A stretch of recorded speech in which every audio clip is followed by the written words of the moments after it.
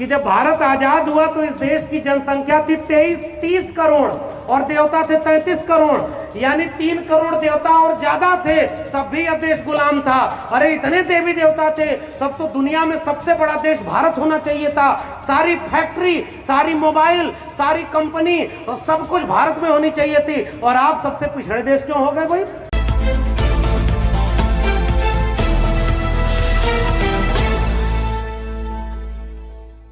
घर जाकर बच्चों को टेलीविजन बंद करके उन नेताओं के भाषण को बंद मत दिखाइएगा जो कहते हैं 80% हिंदुओं खतरे में हो, चलो मस्जिद पर हमला करने जाना है। उनसे रोक कर कहिए कि ये हिंदू युवा वाहिनी, ये बजरंग दल, हिंदू रक्षा दल, तमाम हिंदूवादी संगठन जब धर्म खतरे में बताते हैं तो सड़क पर आ जाते हैं। हमारे विद्यालय, हमारे स्कूल, हमारी शिक्षा, हमारी नौकरी और कोरोना में लाखों लाख लोग मर गए, तब उन्हें बचाने सड़क पर क्यों नहीं आए? ये केवल दंगा कराने के लिए सड़क पर आते हैं और कहते हैं कि हम हिंदू हैं।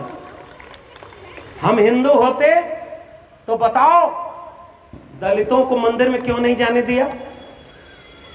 सुनीता देवी उत्तराखंड में एक महिला खाना बनाकर स्कूल के बच्चों को खिलाती थी। सवर्ण बच्चों ने कहा कि ये दलित है, इनके हाथ से खाना नहीं खाएंगे, तब हिंदू धर्म खतरे में क्यों नहीं आया? राजस्थान का एक नौजवान जितेंद्र मेघवाल, उसकी गलती केवल यह थी कि मूंछ रख लिया था, दलित था, उसको जान से मार दिया, तब हिंदू धर्म खतरे में क्यों नहीं आया? इस देश में, इसी प्रदेश में ओबीसी लोगों, अब ध्यान से सुनो, आपको बता रहा हूं, यहां एक जमाने में मुख्यमंत्री थे राम नरेश यादव। यादव जी लोगों को भी लगता है कि हम तो, हमारे भी एक भगवान है। मैं उनके खिलाफ भी बहुत नहीं बोलूंगा, नहीं तो सबसे ज्यादा मेरे खिलाफ वही हो जाएंगे। मुझसे सब कहते हैं कि ये यादव थोड़ा ही अम्बेडकरवादी हो गया है। मैं कहता हूं कि देखो, मुझे पढ़ने का मौका मिला, मेरे हाथ से कुदाल फावड़ा छीनकर मेरे परिवार वालों ने, भारत के संविधान मंडल कमीशन ने किताब और कलम पकड़ाई, मुझे समझ में आ गया कि फूले, अम्बेडकर, पेरियार हमारे हैं। जिस दिन तुम्हें भी पढ़ने का मौका मिल जाएगा, तुम भी समझ जाओगे कि अम्बेडकर उनके नहीं, हम सबके हैं। फूले हमारे हैं, पेरियार हमारे, केवल इतना ही है। हमारे यहाँ तो भगवानों की भी जाति बता दी। इसी प्रदेश का मुख्यमंत्री बोलता है ना, नाम नहीं लूंगा नहीं तो बुलडोजर, इशारे में समझिए। इस देश में योगी बनने के बाद सबसे पहला काम होता है कि अपनी जाति छोड़ देते हैं। इस देश का मुख्यमंत्री योगी बनने के बाद कहता है कि मुझे गर्व है कि मैं क्षत्रिय वंश में पैदा हुआ हूं, उसमें जिसमें राम पैदा हुए। अगर राम क्षत्रिय थे तो राम हिंदू नहीं थे, फिर राम सबके कहते हैं। और आज तुम कहते हो कि जो राम को लाए हम उनको लाएंगे, फिर भी जीत जाते हो। हम तो उसका विरोध करते रहेंगे ना। अगर राम तुम्हारे थे तो उनकी जाति नहीं होनी चाहिए ना। भगवान की जाति किसने बताई? हनुमान की जाति किसने बताई? हमने बताई क्या? इस देश में जो प्रधानमंत्री बना है ना, 14 तक जब गुजरात का मुख्यमंत्री था तो नहीं बताया अपनी जाति। जब प्रधानमंत्री का चुनाव आया तो मन से कहता है मैं ओबीसी समाज का हूं, मैं पिछड़ा हूं। इस देश में जब राष्ट्रपति बनाया गया तो प्रेस कॉन्फ्रेंस करके दुनिया की सबसे बड़ी पार्टी के अध्यक्ष ने कहा कि हमने एक दलित को राष्ट्रपति बना दिया है। जब तुम्हें जाति का लाभ लेना होता है तो तुम जाति बताने लगते हो, और जब मुसलमानों के खिलाफ दंगा कराना होता है तो कहते हो 80% हिंदुओं तुम खतरे में हो, हम सब एक हैं, चलो हिंदू राष्ट्र बनाना है। ये मुश्किल बात है कि नहीं? पहचानिएगा उन लोगों को जो जाति के नाम पर आपको बरगला रहे हैं। आज एक दौर ऐसा भी है कि हमारी आपकी जाति के भी कुछ लोग उनके खेमे में बैठकर, आपको भी लगता होगा कि हमारी जात बिरादरी का आदमी उधर है, सही है, चलो कुछ काम तो करवा देगा। जरा पूछिए कि 69,000 शिक्षक भर्ती घोटाला हुआ था, ओबीसी समाज के लोग मारे गए, ओबीसी समाज का उप मुख्यमंत्री था, एक काम नहीं कर पाया। जब चुनाव सर पर आया तो 69,000 शिक्षक भर्ती घोटाले को मान लिया गया कि हमने गलती की। हरियाणा में शिक्षक भर्ती घोटाले में ओम प्रकाश चौटाला जेल में थे, तो इस प्रदेश के भी मुख्यमंत्री को जेल में जाना चाहिए कि नहीं? लेकिन नहीं जाएंगे, क्योंकि हम आप बिखरे हुए हैं। उन्हें पता है कि इनको आपस में लड़ा दो, इनकी बड़ी सी मूर्ति बनवा दो, इनके लोगों की पूजा करवा दो। डॉक्टर अंबेडकर की वो भी पूजा कर रहे हैं, सजग रहिएगा, मैं आपको आगाह करने आया हूं।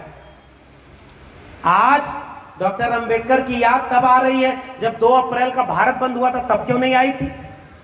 2 अप्रैल के भारत बंद में एक बात कहने आया हूं, मान्यवर कांशीराम ने कहा 1932 के बाद इस देश में चमचा युग शुरू हो गया। अगर आप भी बाबा साहब के सपनों का भारत बनाना चाहते हैं तो मेरी एक अपील, एक गुजारिश माताओं बहनों, याद रखिए, यहां से जाते हुए देखिए जन्मोत्सव में एक स्टॉल लगा हुआ है, गुलामगिरी और जाति का विनाश, भारत का संविधान और मंडल कमीशन, 4 किताबें घर घर पढ़ाइए। अपने आप आपकी पीढ़ियों का मुस्तकबिल न बदल जाए तो आप कहिएगा। हमारी लड़ाई किताबों की लड़ाई है, यही कहने आया हूं। हमारी लड़ाई मूर्ति की लड़ाई नहीं है, तस्वीर की लड़ाई नहीं है। हम मूर्ति बनाकर पूजा इसलिए करते हैं, पूजा तो बाबा साहब मना करके गए। बाबा साहब ने कहा व्यक्ति पूजा मत करना, किसी भी नेता का फैन मत बनना। मैं भी लोगों से कहता हूं कि आप मेरे फैन मत बनिए। मैं इसलिए हूं क्योंकि मेरे पीछे बिरसा, फुले, अंबेडकर, पेरियार थे। अगर वो थे तो मैं हूं, वो होंगे तो मैं रहूंगा, वो नहीं होंगे तो हमें भी आपको भी पूछने वाला कोई नहीं होगा। ये बात याद रखिएगा। ये लड़ाई विचारधारा की है साथियों। आपके पास भी व्हाट्सएप पर एक मैसेज आता है ना, इस मैसेज को देखते ही 25 लोगों को फॉरवर्ड करिए, शाम तक आपको अच्छी खबर आएगी। राकेश कुमार ने मैसेज देखकर इग्नोर कर दिया, उसकी नौकरी चली गई। आप भी डर के मारे तुरंत भेज देते हैं 25 लोगों को कि मैसेज भेजने में क्या जाता है, हम कम से कम दुख, खराब खबर तो न सुनने को मिले। इसी को ज्योतिबा फुले ने कहा था मानसिक गुलामी। मैं आपसे कहने आया हूं कि वो मैसेज फॉरवर्ड करते गए कि गणेश की मूर्ति दूध पीती है और तमाम तरह से ये अफवाह उड़ाकर इस देश में वो सरकार बना ले गए और हमारे आपके बच्चों को मानसिक गुलाम पैदा कर ले गए। अगर फॉरवर्ड करना है तो गुलामगिरी, जाति का विनाश, हिंदू बनाम हिंदू मंडल कमीशन और भारत का संविधान घर घर फॉरवर्ड कर दीजिए। देखिए क्रांति न हो जाए तो कहिएगा। बाबा साहब की तस्वीरों की बजाय उनकी किताबों को घर घर पहुंचाना है, गुलामगिरी को घर घर पहुंचाना है। अब एक किस्सा सुनिए। बाबा साहब के गुरु तथा ज्योतिबा फुले ने एक नाटक लिखा तृतीय रत्न। महिलाएं आई हैं, महिलाएं मंच पर हैं। मैं ऐसे किसी भी कार्यक्रम को कभी सफल नहीं मानता जिसमें पुरुषों से ज्यादा संख्या में महिलाएं न शामिल हो, क्योंकि बिरसा, फुले, अंबेडकर और पेरियार सबसे महत्वपूर्ण लड़ाई जो लड़ रहे थे, महिलाओं की बराबरी की लड़ाई लड़ रहे थे। इसलिए सैल्यूट है इन सारी माताओं और बहनों को जो आज बाबा साहब के नाम पर यहां इकट्ठी हुई। पुरुषों की क्रांति दरवाजे पर रुक जाएगी। गंभीर बात कह रहा हूं, समझिएगा। आप कितनी भी बड़ी क्रांति की बात करें, आपका घर के अंदर प्रवेश नहीं होता। एक महिला जिस दिन जागरूक हो जाए ना, वो चूल्हे पर बैठकर दूसरी महिला को समझाती हुई कहती है कि बहन 13, 23, 24 अप्रैल को अंबेडकर पार्क में बड़ा अच्छा कार्यक्रम हुआ, अगली बार आना तो तुम भी आना। ये देखो किताब ले आए हो, ये देखो मानसिक गुलामी दूर करनी है, ये देखो व्रत उपवास में हम लोग को फंसा दिया गया, और अगली बार देखिएगा चूल्हे से जो क्रांति थी वो सड़क पर निकलेगी, तभी इस देश में बदलाव आएगा। पुरुषों से कोई बदलाव नहीं आने वाला। पुरुष तो निकम्मे हैं, मैं कह रहा हूं। मैं क्यों कह रहा हूं? इस देश में जितना दंगा हुआ उसमें एक भी महिलाओं ने दंगा किया क्या?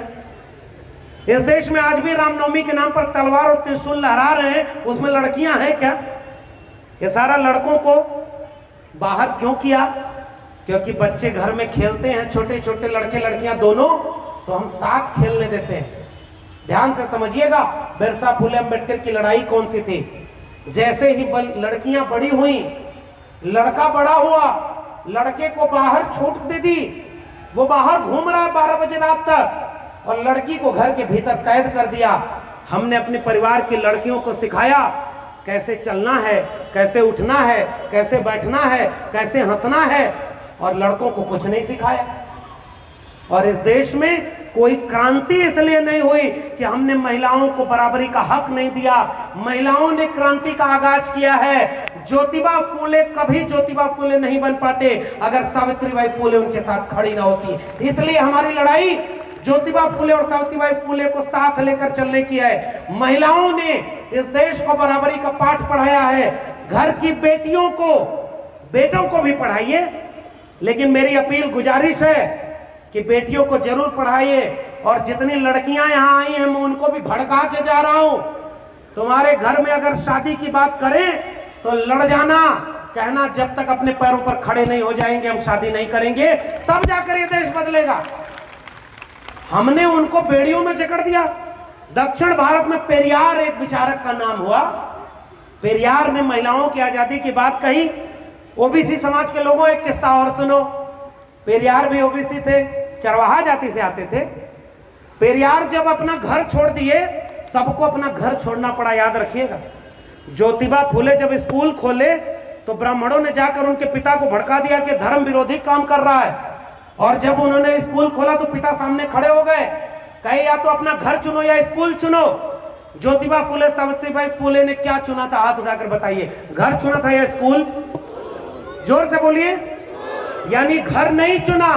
अगर घर चुने होते ज्योतिबा फुले तो आज वो कभी याद नहीं किए जाते। उन्होंने घर छोड़ दिया, तब जाकर आज उन्होंने भारत के इतिहास को लिख दिया है। स्कूल, कॉलेज और विश्वविद्यालय की लड़ाई हमारे लोगों ने अपनों से लड़कर लड़ी थी। ओबीसी समाज के लोगों, ज्योतिबा फुले को पढ़ो, माली जाति से आते थे। ओबीसी समाज के लोगों, पेरियार ललई सिंह को पढ़ो।